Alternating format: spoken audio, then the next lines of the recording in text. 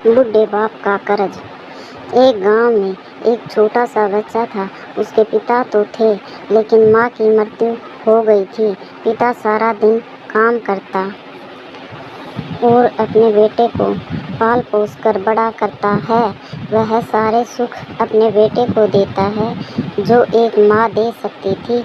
उस पिता ने कभी कुछ नहीं मांगा, सिर्फ इतना ही मांगा कि मेरे बेटे को कोई परेशानी ना हो। दिन बीतते गए। बेटा पढ़ लिख कर अच्छा जॉब भी करने लगता है और वह शहर में रहने लगता है। कुछ दिन बाद वह अपने पिता से मिलने आता है और कहता है, पापा, मुझे कुछ पैसों की ज़रूरत है। मैं चाहता हूँ कि शहर में ही ज़मीन लेकर अपना घर बना लूँ। पिता इस बात को सुनकर बहुत खुश होते हैं। सोचते हैं कि मेरा बेटा है, एक ना एक दिन नाम करेगा। जिंदगी भर की बचाई हुई पूंजी को निकाल कर अपने बेटे को दे देते हैं। बेटा शहर चला जाता है और उन पैसों से अपना घर बना लेता है। पिता इधर इंतज़ार करता रहता है कि मेरा बेटा फिर से आएगा, एक ना एक दिन तो मेरे पास आएगा ही। जाएगा कहाँ?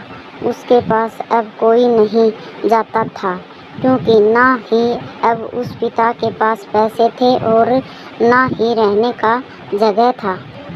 कुछ दिन बाद बेटा फिर लौट कर आता है और अपने पिता से कहता है, पापा, अब आप दादाजी बनने वाले हैं। पिता को बहुत खुशी होती है। इस बात को सुनकर वह कहते हैं, तू मुझे मेरी बहू और पोता से कब मिलाएगा? बेटा कहता है, बस पापा, थोड़े दिन और।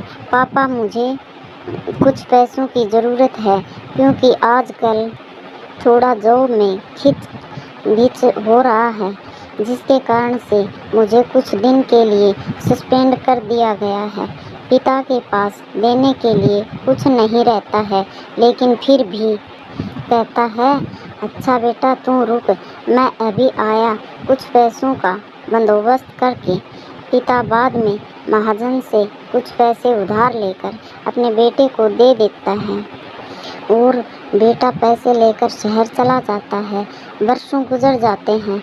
पिता सोचते हैं कि मैं तो अब दादाजी बन गया हूँगा। मेरा बेटा पता नहीं मेरे नाती को लेकर कब आएगा। फिर सोचने लगते हैं, समय नहीं मिलता होगा, इसलिए मेरा बेटा अभी तक आया नहीं, वरना आया ज़रूर होता। तब तक महाजन 2-3 आदमी को लेकर उस पिता के घर पर आता है और कहता है कि आपके वादे के मुताबिक मैं पूरे 3 महीने बाद आया हूँ अपने पैसे ले जाने। पिता कहते हैं, मेरे पास पैसे नहीं हैं देने के लिए। महाजन कहता है, जब पैसे देने नहीं थे तो आपने मुझसे उधार क्यों लिया? तभी पिता कहते हैं, ठीक है, रुको, मैं तुम्हारे लिए पैसों का बंदोबस्त करके आता हूँ। और वहाँ के नज़दीक की अस्पताल में चले जाते हैं।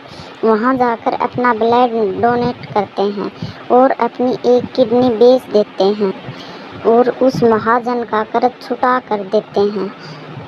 किडनी बेचने के बाद उनकी स्थिति और भी खराब हो जाती है और वह उस राह में जी रहे होते हैं कि मेरा बेटा एक दिन आएगा ज़रूर।